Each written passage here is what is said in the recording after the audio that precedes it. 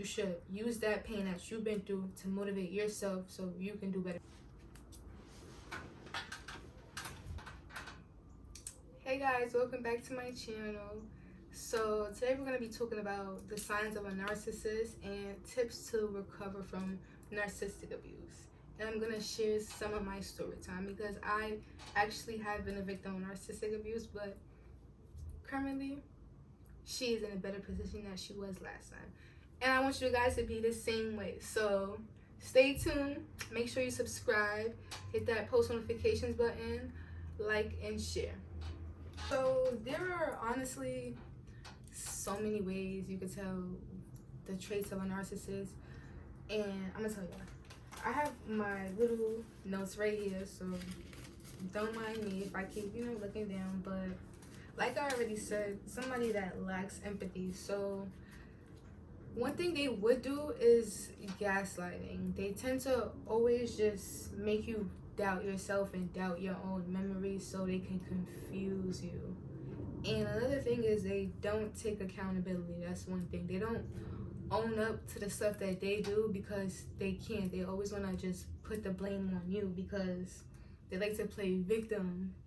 And it's like, if you would bring up any certain thing to them, they're honestly just gonna reject what you say and look at you like you're crazy because it's like, okay, you caught me in my little lie. Now it's like, now I'm the victim since you're mad at me. Like, that's what they give all the time.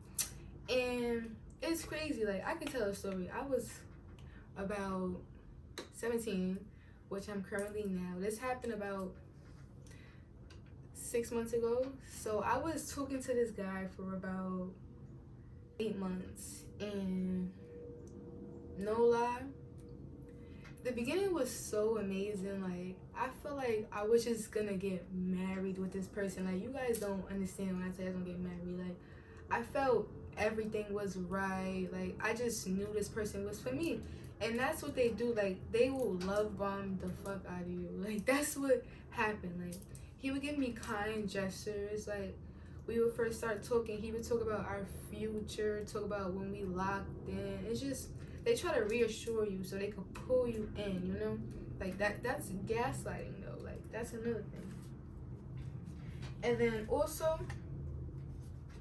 it was a very manipulative type of aura with him. He always just criticized other people that he was around for stuff that he probably did. In my opinion, I always thought, like, how are you just gonna talk about somebody that's your friend, and like, if this bothers you so much deep down, you must be doing that same thing. Like, that's really another thing they do. They will criticize others for the stuff that they currently do, just so they can make other people look bad and make themselves look so good. Like, they would just try to put on this facade and a whole disguise of who they really are. They mask up for real.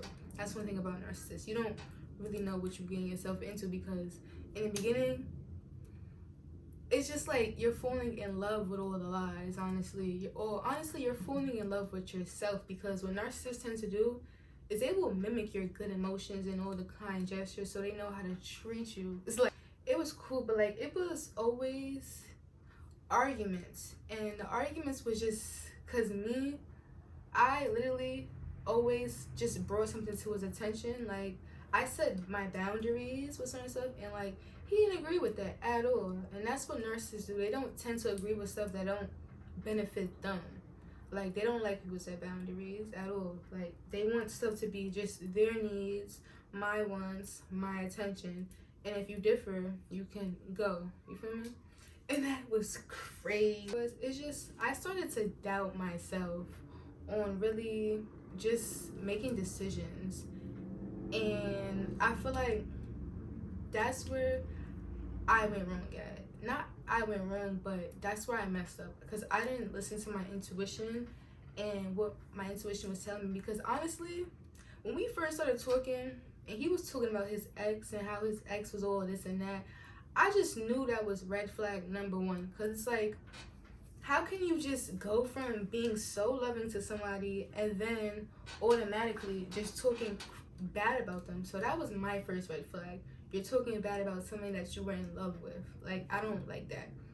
So I ignored the red flag, of course, because I like that person. And I thought, okay, I'm not gonna use fear or just use making an assumption the reason why.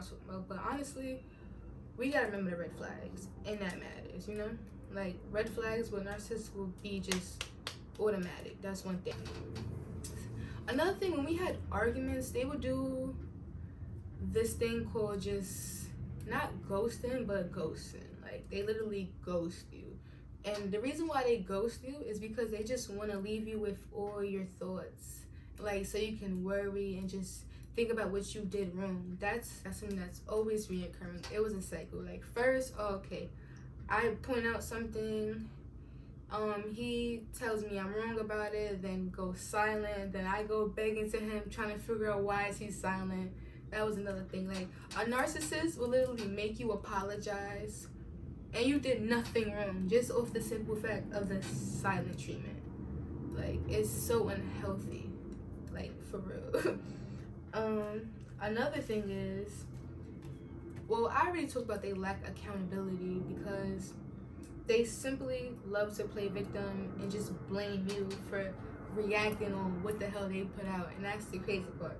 I would get, like, blamed for crying or just spilling my feelings, like, you know, little stuff. When you're with somebody, you're supposed to talk about natural stuff, but no, that person don't want to hear nothing they did wrong, because if you tell them about themselves and what they did wrong, they're gonna flip the script. Like, that's, I feel like that was the one big thing with him. He just flipped the script so damn good that I did believe him. Like, I would believe it would be my fault. Like, they just make you want to feel at fault. That honestly, what they like you to feel like that, because, like, okay, you're not gonna do this again. Like, act right or you're gonna get, it's like a school thing, act right or you get punished, you know? Or, like, you know, your parents, they try to punish you. That's what narcissists, they tend to always just want to put you on punishment with everything they're doing they don't agree with. Like, it's crazy. Another thing is they're so passive aggressive. Like, the way they guilt trip you, it's like, that's to go with not taking accountability, but they will really guilt trip you to just making you, they're the victim now, honestly. Like, it don't matter what you brought up to them, they're the victim. So that's guilt tripping. And then honestly, another thing was just, I used to always get criticized by this person like it was nothing, yo. Like, he just would always point out my flaws, everything that was just bothering him. It was just always me with the issue, you know?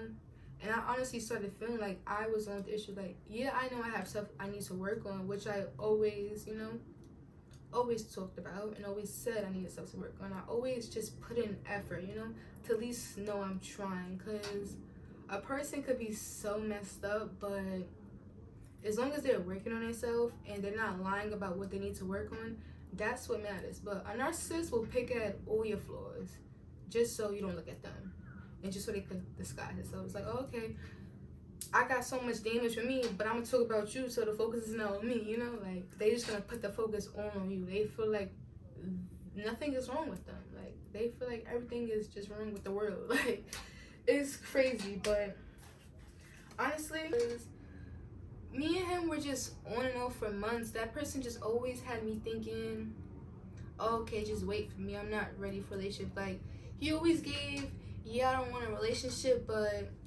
I care about you and I want you in my life. And that's where, if I had better boundaries and if I valued myself more, I would have walked out immediately, because I'm not staying with nobody. Just, one, they're not sure about their intentions. Two, they don't want me, not they don't want me in their future, but they're only thinking about right now, and they're not saying something sustainable. Looking for something, they're not just ready for a relationship, shit like that. Like, he wasn't ready for a relationship, he wanted to play games, and honestly, I didn't allow him to. It's just, I was thinking this person was gonna change for me and say, okay, if I give you some time, you get to know me, you'll see that I'm the one you want to be with. And it's like, no, we shouldn't ever wait on nobody. Like, that's one thing. Like, don't ever wait on nobody, because a narcissist will make you just, you're waiting on nothing, honestly. That person showed you who they are, and it's like, you better accept that or walk out. No shade. I didn't accept who he was. I just always thought he could be better, because he would want to be better for me, but he didn't want to be better for me at all. And I had to accept that. The last time we spoke was, I actually told him I loved him. Like, it was crazy. I say like that like 20 times because like this whole situation was crazy. Like, I really told this boy I love you or whatever. He's gonna tell me I don't love you, but I care about you and I want to see other people. I'm like, damn, my heart. Like, mind you, this me dealing with him for about 8 months. I tell you I love you, and then you just gonna turn around and say you want to see other people, and then I get to my zone trying to understand like what the fuck I did wrong. It's like, honestly, I didn't do nothing wrong. It's just that person was not being real with me from the start, and that's all it was.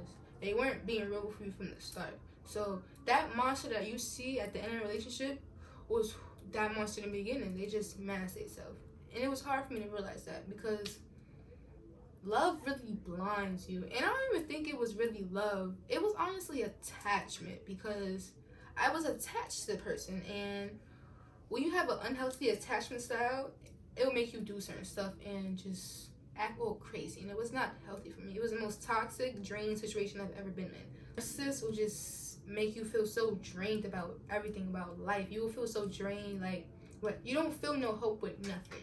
And that's how I felt. I felt hopeless, but it was like, okay, he's my drug, and I need to go to my drug, you know? Like, I'm the addict, he was the drug, literally. Like, that's how true it was. And it was so ridiculous. But that person didn't value me at all because they just let me walk away. They literally let me walk away after I just poured my heart out and tell them I love them. He ghosted me, like, and it's crazy. But he told me a story about him ghosting his ex too, and I'm like, it was a red flag, but hey, I paid it. But what did I expect was going to happen to me? Like, that's another thing. Always listen to how they talk to about their exes, because that matters for real. Because you might be the next victim for real. Like, he already just told on himself. Some tips that I feel like works for me and what I've been doing these past months is just, number one is accepting what I've been through. Because that's one thing I had difficulty doing. Like, I had difficulty just accepting what I've been through and accepting that it's my fault, but it's not my fault. It's my fault because I allowed that person to be in my life, but it's not my fault that I got treated like that, you know? That person treated me the way they treated me because they just lacked empathy and they did not care. So one thing you don't want to do is just put the blame on yourself a lot, because you can tend to do that a lot. Want to just think, oh, okay, you're just thinking about all the mistakes you did and you forget about what the person they did. It's hard to remember like all the bad they did to you, because when you don't really love yourself and just have a good self-esteem, because that's number two. So the first tip is to, you know, accept your pain. Accept it's not going to be easy. Accept you're not going to heal overnight. Accept you're going to have crazy emotions. Just accept it all and know it's going to come, but you only go up from it, honestly. Like, once you're from the bottom, you only go up. And it's like, you got to take that lesson with you, honestly. You can't just dwell on what happened to you and not turn into something positive, because we all got to turn our pain into something positive. We got to use it as motivation for us to do better, and that's what you should do. Practice good self-esteem and learn how to have good self-esteem. And it's two parts of self-esteem. It's self-confidence, and then you have self-respect. It's those two together. If you're lacking one or the other, you do not have good self-esteem system at all.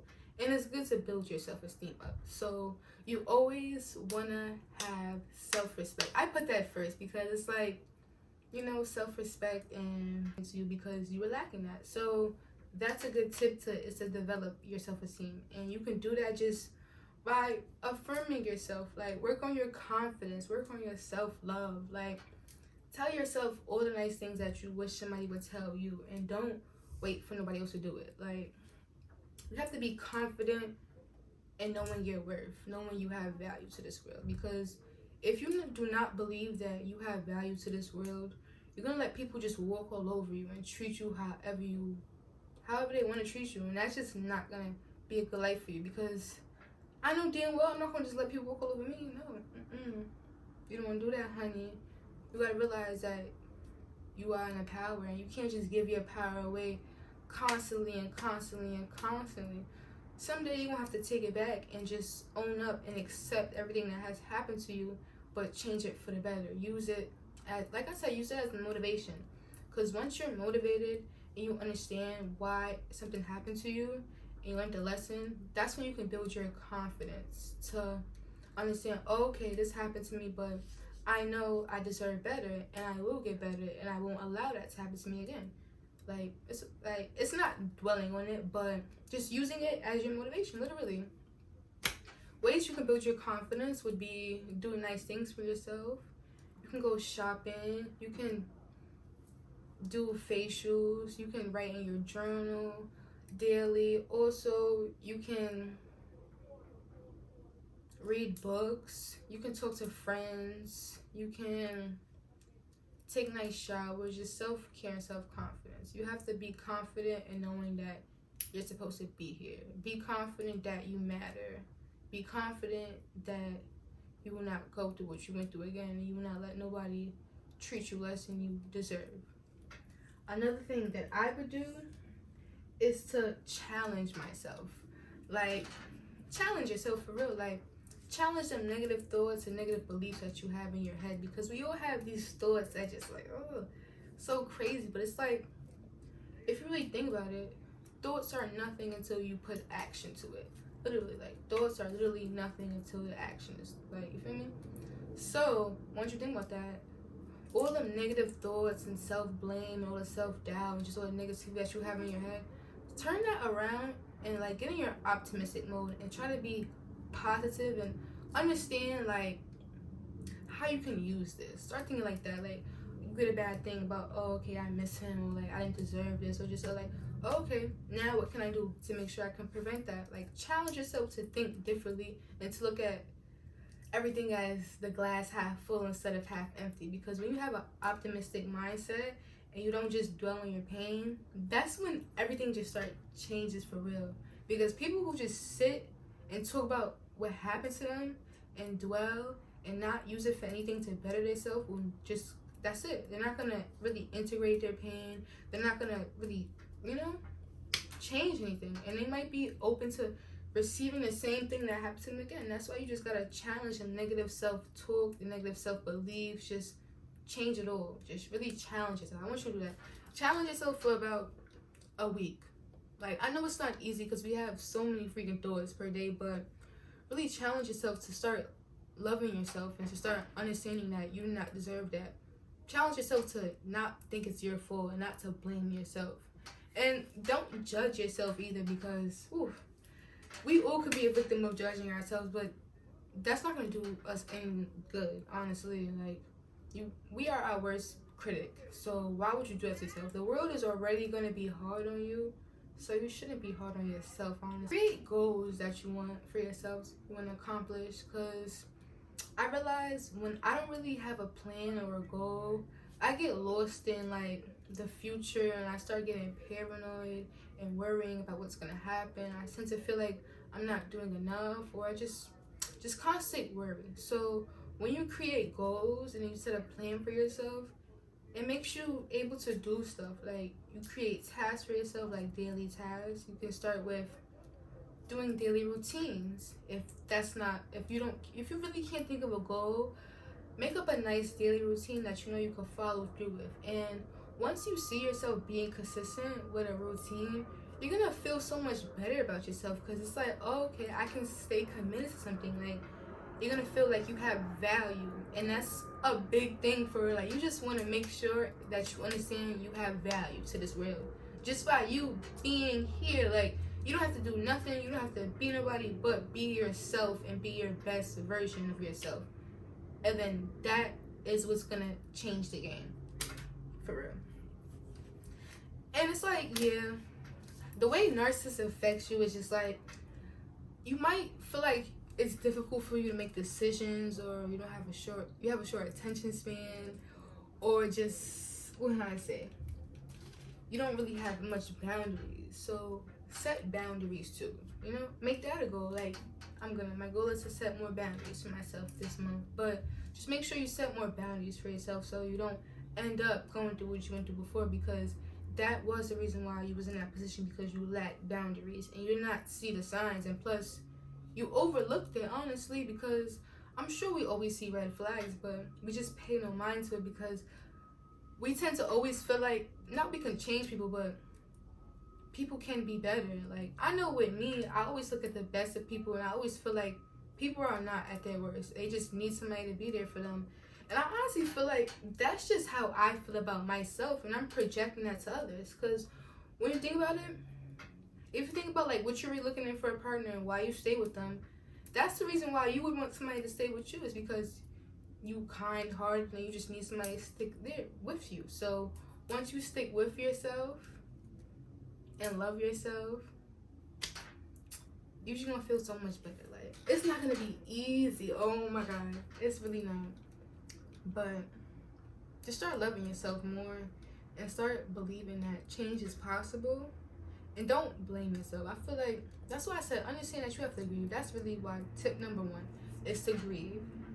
And tip number 2 is to have self-confidence. Well, self-esteem, but it's broken up into 2 parts: self-confidence and self-respect.